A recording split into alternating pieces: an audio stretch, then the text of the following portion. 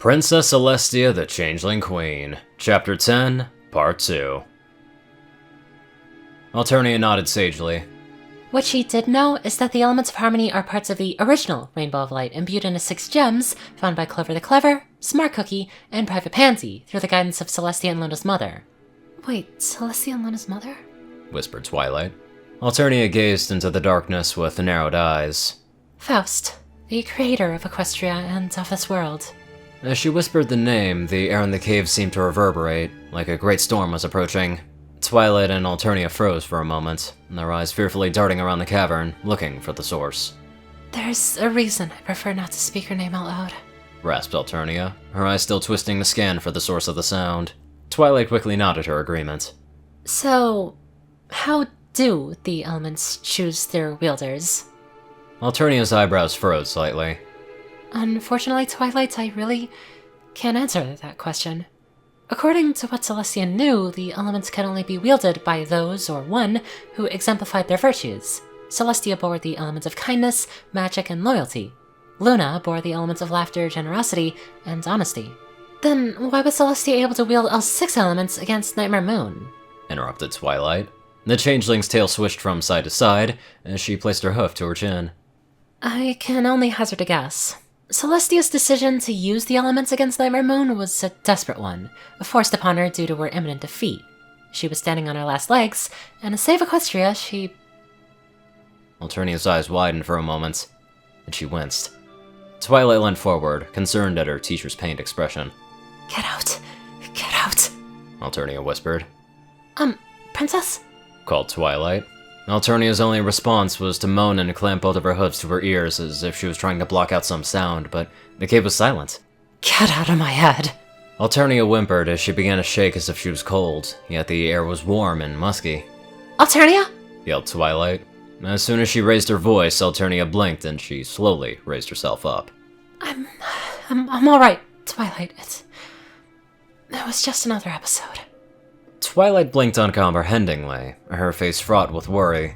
The changeling sighed, screwed her eyes shut for a moment, and then opened them again. I was never able to deal with carrying Celestia's memories. Sometimes, while I'm trying to recall parts of her life, the more vivid of her recollections invade my consciousness. And when that happens, I lose myself in her past. Twilight gasped, alarm raising in her throat and catching hold of it. Oh my gosh, I'm so sorry, Princess! I shouldn't have asked you to— Alternia placed her hoof on Twilight's lips, stopping her from speaking. The changeling was smiling, and although she seemed tired, her voice was calm. Shh, Twilight. I'm alright. And you need to know this. Now, if I remember correctly, Celestia was only able to use the elements because, at the moment, before Nightmare Moon was about to land the death blow, she took on every attribute of the elements and was able to unleash their power. Yet Celestia was never the original wielder of generosity, honesty, or laughter, so she didn't know how to use the elements to cleanse Luna. Thus, her only option was to banish Luna to the moon for 1,000 years, and the power of the elements of kindness, loyalty, generosity, laughter, and honesty was so spent from such a last-ditch usage that they reverted back to their dormant state. And magic, the keystone element and primary conduit between the other elements, was so badly burnt up that the physical manifestation just simply disappeared. Twilight inclined her head in understanding, yet her brow was still narrowed in puzzlement. But, Princess, that still doesn't answer my question. Let me think, Twilight. So, what did Nightmare Moon do to the elements of harmony in the castle of the Royal Pony Sisters? Inquired Alternia. Twilight raised an eyebrow at Alternia's grinning face. Why in the hay was her teacher asking her this question? She smashed...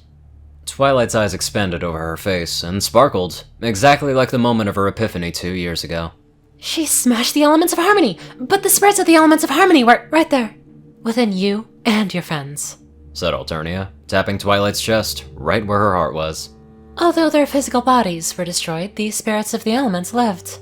I don't know how they accomplished it, what the spirits are, or even how they select their bearers, but they chose you and your friends. Twilight felt like she would topple over from what had been revealed to her, but her mind continued to fit the pieces together. The sonic rainbow, and the events surrounding it are proof that you were chosen, perhaps at birth, to bear the elements of harmony. Celestia and Luna found out that the spirits of the elements could never be destroyed, much like how you found out that day. It was Celestia's hope that when the elements eventually chose their new bearers, they could be used to cleanse Luna of Nightmare Moon. Alternia winced, her tired eyes reflecting the flickering firelight. I hated Princess Luna. I wanted to take revenge on her, but I also learned about Luna through Celestia's memories. And I understood that I was acting just like Chrysalis. So I decided to keep a sharp lookout. Something within Twilight's chest hurt, with an ice-cold ache, like a Wendigo had kissed it. So, I'm your student only because I bore the elements of magic? Whispered Twilight, so softly that she wasn't even sure she had thought or asked the question. But Alternia had heard, and her smile faded, just a little, and she seemed to withdraw into herself. I meant every word I said that day. I knew you were the elements of magic, and you had a very special gift. No mere filly could have enlarged a magic-resistant dragon, transfigured her parents into plants, and trapped 4 of the most learned unicorns in my school. I plan to help you hone your talents into magic by choosing you as my protege and guiding you to help Equestria, said Alternia. The changeling looked right at Twilight with trembling turquoise eyes, moist with tears. I would grow attached to you, Twilight. But I never realized how deeply I would grow to care for you, your inquisitive way of looking at the world, your drive for learning, your determination to rise to any challenge, and most of all, your love for me, Twilight. You became my closest companion, my student, and my friend. I have had friends, but no pony has ever showed me the love that you have. And believe me, I know better than any pony.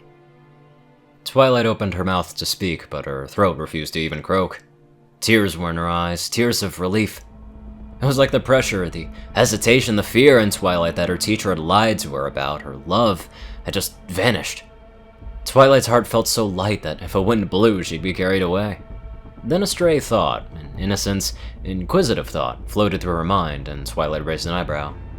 Wait, what do you mean by you saying that you know better than any pony? Alternia's lips curled over her fangs, and she closed her eyes. I can sense your emotions, Twilight. All changelings can sense the emotions of others, to a certain degree. The revelation spread across Twilight's face like a wave on a lake. Along with that revelation came the realization to a dark question that had never been truly addressed. That same question dragged an image of the back of an alicorn, leaving the Canterlot Wedding Hall and stained the earlier belief of Twilight. Then why didn't you believe me when I told you about Cadence? Demanded Twilight. She continued to advance towards Alternia, who backed away, her gaze averted and her face obscured by an expressionless mask. Why didn't you trust me? Twilight's horns sparked and her body shook as she threw her words against Alternia, like scything daggers. You could sense my emotions, couldn't you? Why did you just leave me? Twilight suddenly found that she couldn't advance any further. Alternia had halted, and the unicorn found herself fixed with the towering changeling's hardening eyes. Twilight Sparkle, I am not omnipotent.